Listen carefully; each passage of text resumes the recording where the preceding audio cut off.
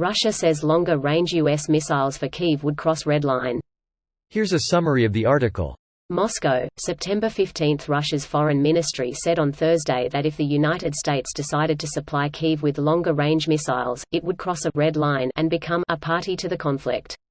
Washington has openly supplied Ukraine with advanced GMLRS rockets, fired from HIMARS launchers, that can hit targets up to 80 kilometers away.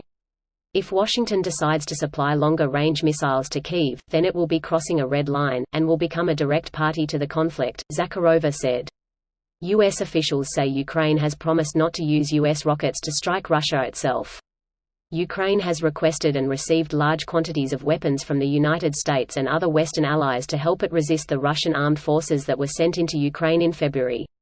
Moscow says it sent troops to prevent Ukraine being used as a platform for Western aggression and to defend Russian speakers. Kyiv and its Western allies dismiss these arguments as baseless pretexts for an imperial-style war of aggression. This post received a score of 40,000, with an upvote ratio of 90%. Here are the top comments in response to this article.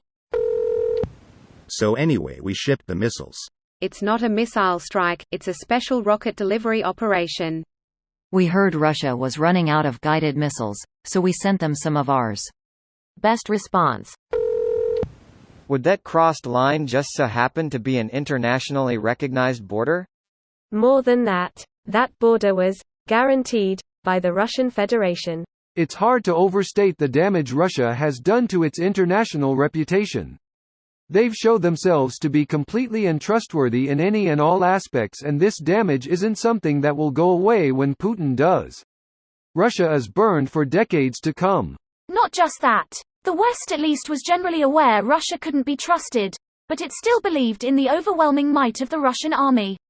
The last 6 months have shown that to be nothing more than a paper bear. Not only is Russia no longer trusted, they're no longer taken seriously. Threats that would have caused serious strategic concern within NATO a few years ago now get the same reaction as North Korea. Yeah, whatever. Be quiet. The adults are talking. Look at Armenia. Russia guaranteed them protection under their version of NATO, and as soon as Armenia asked for help, they said fuck off. They just pulled 1,500 troops out of Armenia for the war in Ukraine. With allies like that, who needs enemies?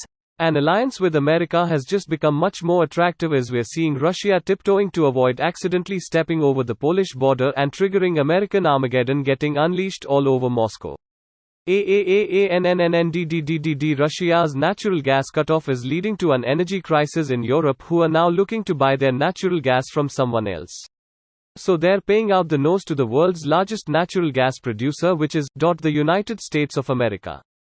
Putin has just made America much stronger on the global stage. Adding to that, Europe is highly motivated from the bottom up to remove all dependency of Russian energy. Really a win-win on a global theater. Yep, Russia is pretty much fucking themselves on every front through this idiotic war. It also appears Russia has lost all ability to kill a king. Pity. China's final warning in full swing. But Russian instead. China's final warning. Greater than China's final warning, Russian, is a Russian proverb that originated in the former Soviet Union to refer to a warning that carries no real consequences. FAQ. Opt out. Opt out of subreddit, GitHub. Downvote to remove. V1.5. This video was automatically created by Reddit to speech.